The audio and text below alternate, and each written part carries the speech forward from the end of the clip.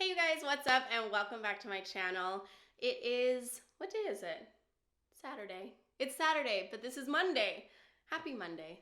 That just reminded me of Mr. Rogers. I am drinking coffee because I'm still sick and I'm out of energy, but I have a lot to do today. I need to pack still because I'm going home for the holidays. I need to clean my bathrooms. That's like one of those things, like I have to clean my bathtub because I take a lot of baths and like the mirrors and stuff like that. And I'm just like not interested in doing it. Regardless, not interesting to you, but that's why I'm drinking coffee. So we're gonna do this video whilst I caffeinate. Today what I wanted to do is I wanted to talk about something that's like huge in my life. I'm super passionate about it lately, and that is sobriety. I have been sober for almost 7 months. It'll be 7 months on the 27th of December, I'm pretty sure. I probably should have fact-checked that. Sober from alcohol, well, I've been sober from everything really, but alcohol is what I'm talking about for almost 7 months. I started back in June when I was having some problems in my chest. I was having what I thought were chest pains, and I had to do a bunch of tests. Something they talked about was alcoholic cardiomyopathy. I don't have alcoholic cardiomyopathy, but it's a very scary condition, and I'm also very young to have it, which I don't have it, but if I did have it, I'd be very, very young to have it. So it was a really concerning thing, and that made me really take a look at my alcohol usage and consumption and how I was treating my body and stuff like that. And thankfully, it turns out that my chest pains were anxiety. It was anxiety from the guilt and shame that I was feeling surrounding alcohol. And so once I stopped drinking the alcohol, my pains went away, and here we are 7 months later. So that's a really short sort of like intro into my sobriety, but I talked about my sobriety at length on my Instagram, on the podcast that I do with my best friend. It's approachable. If you're interested, I'll leave a link in the description box. You can watch it, my episode. I've also done 2 episodes now on a Sober Girls Guide podcast, Jess Jabot. I should ask her how to pronounce that, in which I talk about my sobriety in depth as well. So if you guys want to learn more about my journey, you can go to all of those things, which I'll link down below. But for this video, I wanted to talk about how to stay sober during the holidays, because I've had a lot of questions surrounding this. People asking me if I'm nervous about staying sober over the holidays, how I'm going to stay sober over the holidays, all that kind of stuff. Short and sweet, I'm not nervous. And I'll tell you why. I'm not nervous because I'm so secure and confident in my sobriety that I don't really struggle with situational triggers.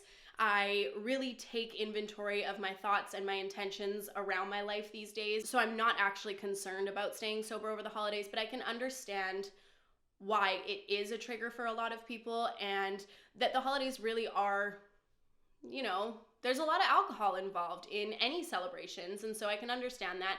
And so I wanted to come up with some tips on how I stay sober in general, because for me, the day-to-day is what's hard.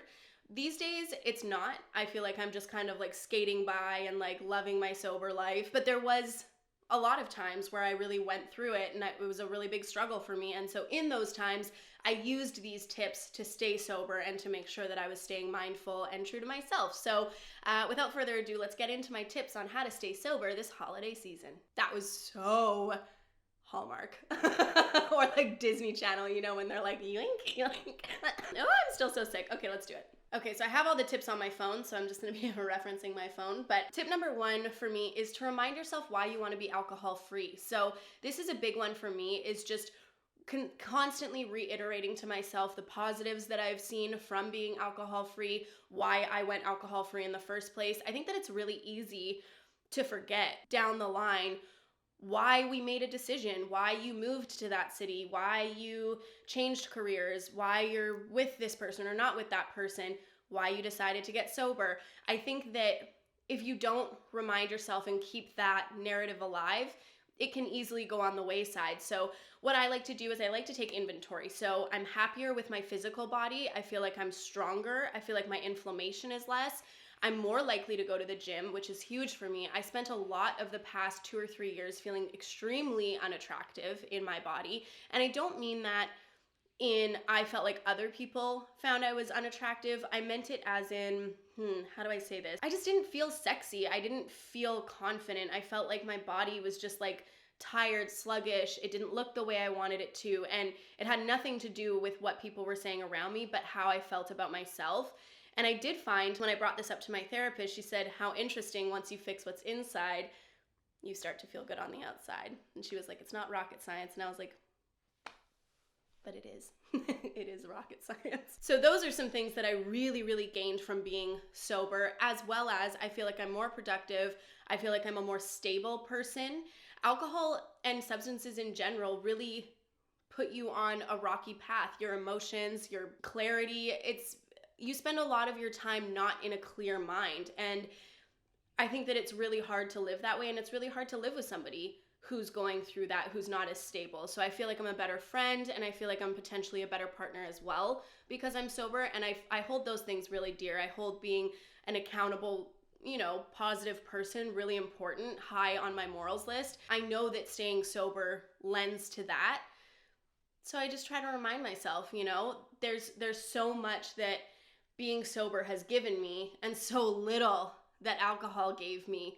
I was hungover, I didn't like my body, I was sometimes unreliable, unstable in my emotions a lot of the time, and all of that shit is not stuff that I like about people. And so if you don't like that about other people, you don't like it about yourself either. And so not loving myself and not liking who I was a really hard thing to live through. And I think that it's easy to forget that you have the power to change that. And I think it's hard to recognize that maybe that substance is lending to all of those things that you might not love about yourself. So anyway, tip number 1 is to remind yourself why you decided to go alcohol free. And I remind myself every single day. I wake up every single day, and at some point during that day, I think about all of the things that me staying sober, I'm doing this. It's me who's doing this for myself. All of the things that I'm doing for myself to keep myself sober. Tip number 2 is to take time to praise yourself. Oh my goodness. This was a really big struggle for me in the beginning because I felt like an imposter sober person, because at the very beginning, I didn't set out to be a sober person. I set out to take a break from drinking. At this point in time, I'll get into it a little bit later, but I still don't ever say that I'm going to be sober forever, because forever is extremely daunting, but I'll get into that in a second. But I do take more time to praise myself for my victories, and those victories are staying sober right now, right in this minute. I'm not drinking a beer, which back in the day, man, I would. For staying sober that day, throughout that party, throughout that wedding, my birthday, Halloween, I take time and say like, man, Alyssa, you're fucking killing it. Dude, you took this mind that's in here that wanted to do something, drink, and you said, no, that's not good for you. And then you didn't do it, and you're still not doing it. And that's freaking crazy, man. Even if I say no to a cookie or something like that, I'm like, because that's the thing, is it's all about discipline, and it's about taking control of your mind and your actions and saying, this is the life that I want to lead, and I'm in control of that. And that's how I feel about sobriety, is that I'm in control of my sobriety. It's nobody else's responsibility. My sobriety is my responsibility, and I feel fucking dope for it. And I'm not embarrassed to praise myself for that anymore. And I take every chance I get to tell people that I'm sober. I can understand if some people do feel shame around if they had a problem with a substance, because I also felt that way. But I don't feel that way now, and I'm not saying that everybody has to feel that way, but I don't feel that way. So for me, saying, oh no, I don't drink, is like me patting myself on the back, not me saying like, oh, I don't drink because I can't handle myself. It's like, well, no, I don't drink because I made that choice, and I decided that this was better for me, and I'm a fucking boss for it. So taking time to praise yourself for whatever victories you might feel is really important. And you don't have to necessarily do that in a physical way, but just wake up and say like, good job, dude. You didn't drink yesterday. That's fucking crazy. Tip number 3, and this is for sobriety in general, in my opinion. And also, I'm not saying that I'm like the end all be all for sobriety, okay? But this is my experience with sobriety and with giving up alcohol in general, is take it one day at a time, take it 1 minute at a time, and for the holiday season, take it one party at a time. If your intention is to go the entire holiday season without drinking, every party that you go to before the party, you say to yourself, I'm not going to drink this party. You can always drink at the next party, But then at the next party, before you go in, same thing, I'm not going to drink at this party. And to me, it makes it so much more attainable, because me saying I'm not going to drink at these 10 holiday parties that I have to go to, it's like, that's really scary. And that sounds like a lot more than I can take on right now. But what I can take on is right now, today, in this moment, I'm just not going to drink right now. And that's what makes me feel powerful, is that I can do that. Not, I can never drink again. That doesn't make me feel powerful. That makes me feel like I'm taking something away from myself. And that's a scary feeling for me. So I don't do that. I say, I'm just not going to drink at this party. And I did that for my best friend's wedding. That's one of my favorite movies. I did that for my birthday. I did it for Halloween. And I continue to do it every single day. So I feel that way for drinking in general. But for the holiday season, that's my advice, is just to say, I'm just not going to drink at this party. And that might also feel more comfortable if you're not really willing to talk about your sobriety or your intention to not drink. You can just say, I'm just not drinking right now. And if that's more comfortable to you, then that's more comfortable to you. Your sobriety is nobody else's business if you don't want it to be. For me, what makes me feel powerful is sharing my story and my experience with it. But that might not be the same for you. So find like words that resonate with you and feel comfortable for you as well. And that can help. Tip number 4, pick one person that you trust to be your accountability partner. So obviously only pick the ones that resonate with you, like I said. But for me, I need an accountability partner, and I take a lot of them on. I take all of you guys to be my accountability partners, even though you haven't consented to it. I feel like you guys are my accountability partners because I've let you in on my journey, and I feel like in some way I feel responsible to be honest and open with you, and so I know that it would hurt me if I let you down. Does that make sense? Probably not. My accountability partner would be my best friend Sam, and I tell her pretty much everything about my sobriety. If I'm feeling like I want to drink, if I'm feeling like I don't want to drink, I'm not worried I'm gonna drink, but I'm feeling some type of way. And she doesn't have to do anything. She just listens because she loves me, she cares about me. I trust her, she trusts me. But that's what I've put on myself, is that I've told somebody that I love and I trust that I want to be sober. And if I'm not sober, that's going against what I've told them, and I don't like that. Having somebody to keep you accountable, if you feel comfortable and if you feel like it's necessary, can really help, because it takes a little bit of the pressure off you. I feel the same way about work. If I'm only accountable for myself, I'm way more likely to procrastinate. But if it's something that I have to get done because I have a deadline with a brand, or I have a deadline with Sam or managers or something like that, I'm so much more likely to get my shit together and do it. And so if that's something that you feel like is going to help you in your sobriety, then absolutely pick an accountability partner that you trust and you love and that supports you. Tip number 5, be vocal about your sobriety if it's comfortable for you. This kind of goes hand in hand with what I was saying about the accountability partner. I feel like being vocal about my sobriety has kept me sober in my lowest moments. This is because I don't like to let people down, and it doesn't matter to me if those people tell me time and again, I won't be upset if you drink. It won't hurt my feelings if you drink. I just care about you. It still helps me stay sober because I've already put it out into the world that I want to stop drinking. I don't want to drink anymore.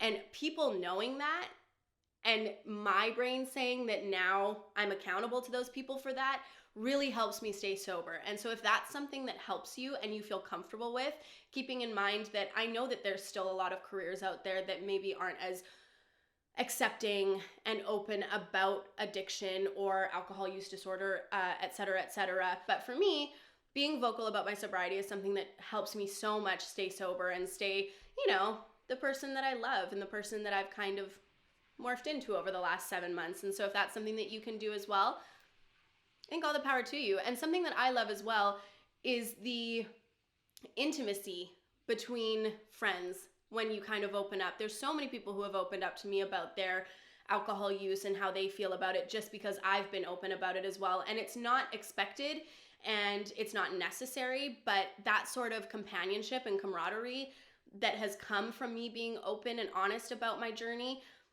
is really beautiful, and it just gave me chills even like thinking about it. I could cry.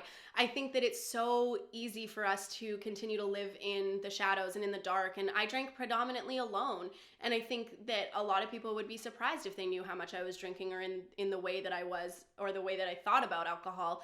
And I think that it's easy for people to put on a show, and breaking down that barrier and kind of being like raw and open, I think that it almost kind of gives like permission for other people to do the same. Not that I feel like I'm giving people permission, but if you've been in that situation, you know the feeling, and it's like, okay, well, she is talking about this and she's okay.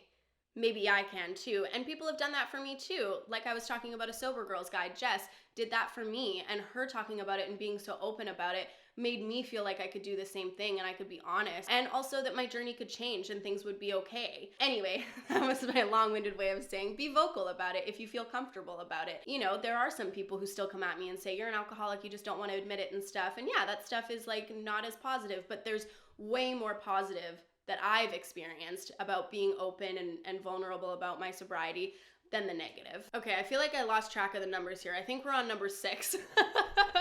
Tip number 6 for staying sober this holiday season is drive yourself to the party. Now, I want to make it clear. If you drive yourself to the party and you decide to have drinks, do not drive home. Okay? I feel like that should be obvious, but drinking and driving is extremely dangerous. It's illegal. It's not worth anything that's going to happen. Take a cab, ask a friend for help. However, something that has helped me in the past is having the accountability of having to designate drive other people, because it holds me accountable to somebody else. I know that they're in a vulnerable place because they are drinking and I'm the one who's sober, and now I'm in charge of them. And so I'm like, well, I can't drink. And it also gives me an excuse. So it's easier for me to say, oh, I can't drink, I'm the DD. And especially in the beginning. In the beginning, I was a little bit more hesitant to tell people I was sober because, again, I felt like I was an imposter because I was only sober a couple weeks or whatever. And also, I was still feeling a little bit of shame around the fact that I had to quit drinking because I couldn't control it. That kind of gives you an out. It's almost like, well, I can't because my mom said I couldn't. If you feel pressure from other people in your friend circle, in your work or something like that, be the DD. Be the DD for yourself, be the DD for your friends, your boss, whoever, I don't know your situation. But if you designated drive, it gives you an out into not drinking and you're less likely to drink. But again, if you feel like you're going to drink, have a safe ride home. I know that there's a lot of different programs in a lot of different provinces anyway. I don't know about the states, but there's like designated dad drivers, which I loved when I was a kid. They used to, okay, DD dads, Papa pickups. You would call them when you were at the club. They would come as a pair, pick you up, and then the other dad would drive your car home, all for donation. Oh my goodness, what an amazing service. I utilized this service the more times than I could even count. Chef's kiss, what a beautiful, beautiful program that you guys created. But anyway, I know that there's a ton of these different services, so just if you're watching this and you're not a sober person, all that shit exists, so please utilize it. Tip number 7, I think anyway, bring a non-alcoholic beverage that you truly enjoy. So I have married grapefruit Perrier. I wish I had one right here, but I'm trying not to drink them as much because I don't like using plastic. So what I do have is my little Soda Stream, which I drink all day, every day. I flippin' love soda water. Soda Stream, sponsor me for fuck's sake. But grapefruit Perrier is something that I will buy as a treat when I'm going to a party. I just recently went to a holiday party last weekend, or the weekend before, and I brought 2 liters of my grapefruit Perrier, and I just love drinking it. You can put it into a glass with a lime. It feels like you're still participating. If you're worried again about people pressuring you, I don't think that it's necessary for it to look like you're drinking alcohol. I don't think it's fair of people to do that, but again, I am a realistic human and I know that that exists. So if it looks like you're having an alcoholic beverage, people are also drinking, they might leave you alone more. But having something that you actually enjoy that's not just water makes it kind of feel less like you're missing out, because I know that it can feel like you're missing out when you're at a party and everybody's drinking. So having that non-alcoholic beverage that you really are like excited about, you're like, ooh, I get a strawberry lemonade today. Or for me, ooh, I get my grapefruit Perrier today. It kind of takes that edge off of like, oh, well, I wish I was having that glass of wine or that beer or whatever. And this can also be alcohol removed beer or alcohol removed wine or like prohibition beer or whatever. There's a ton of different varieties of non-alcoholic alcoholic drinks. But also for me, something that I loved about quitting alcohol was that I lost a lot of the weight I put on by drinking alcohol. So I don't really like to have the non-alcoholic beer because beer was my drink of choice.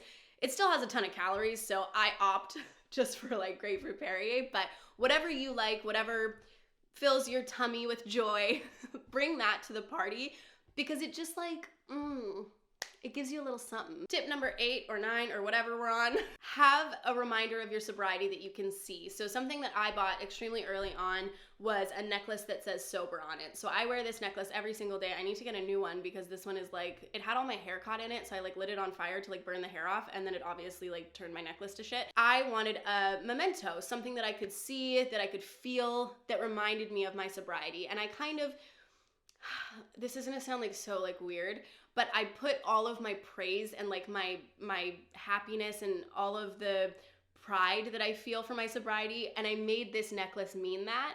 So when I see it in the mirror, or when I feel it on my neck, or I touch it or whatever, that's kind of what radiates through me, is like I am sober and I feel proud of it and I feel confident. And something this on the nose might be a little much for you guys because people can read it. It's in cursive. So I actually was at a bar not too long ago on Halloween, and somebody was like coming up to me to try to hit on me, and he like read my necklace as if it was gonna be a like name necklace, and he's like, my name's blank, yours is, and like goes like this, and he's like, sober, and then just like slowly like backed up. I was like, yeah, sounds about right. But anyway, if that's too on the nose, it can literally be anything. It can be a hair tie on your wrist that you know, put that intention into. It can be like just a plain ring, or it can be a bobby pin that you hold in your hand, or one of those fidget things. It can literally be anything, but something that you make mean something for your sobriety, I think is so helpful. This helped me like crazy in the months that I was really having a hard time, because every time I looked in the mirror, I remembered I am sober and I am choosing this and I am strong and confident and proud and all of these things. And I think without that, for me, it would have just been so much easier to be like, well, I don't remember. All I remember is that I miss alcohol. So having something that you can see, that you can feel, I don't know, maybe even smell, I don't know who you are, I think that that is really helpful in reminding yourself for your intentions, of your intentions, I should say. Okay, I think this is actually number 10 or 11. I don't know. We went a little off the wayside on the numbers, but my last tip for staying sober this holiday season is to write in a journal. This is something that I didn't utilize a whole lot in my sobriety, but would have really helped, and I wish that I did. Writing in a journal so that I could remember what my sobriety looked like at the beginning and to now. And some days I had really good days, and some days I had a lot harder of a time with it. And I think that being able to flip back through your journal and see, oh, this is where I was at, or I can't believe I struggled with that, or wow, I feel so powerful lately. All of these things, it's nice to be able to look back at yourself, because like I said at the very beginning, I think that it's easy to forget where you came from in any aspect, and especially with sobriety. And I was talking to Jess from A Sober Girl's Guide. This is not in like we're not collabing on this. I just like really look up to her as a sober mentor. But I was talking to her about it, and she actually has a journal that's available for your like sober intentions and mindfulness and stuff. And I think that it is really cool to be able to write it down every day. You're holding yourself accountable, taking that time to really be mindful about your sobriety and saying, okay, well, how did I really feel about this? And how did this make me feel? How do I feel about this today? I think is really beneficial. And again, like I said, being able to look back on your sobriety, especially if you want to share it with somebody else, if you want to share it with your family or with your partner or your accountability partner or something like that, or if you just want to keep it for yourself so that you know in yourself, wow, like that was a hard day and I went through that day and I got through that day so I can get through today, or whatever it might be. I think that that's really beautiful. So anyway, you guys, those are my 10 or 11 tips on how to stay sober this holiday season. I really love sharing this journey with you guys. I'm really thankful that I get to share this journey with you and that you guys are so supportive of me in it. I just feel really grateful in general. So thank you so much for listening, and I hope that you took something from today. And if you feel comfortable sharing your journey with sobriety or something that you took from this video for just your everyday life, I would love to hear it. Other than that, I will see you guys on Friday, and happy holidays to all of you, and be safe, healthy, and happy. Bye.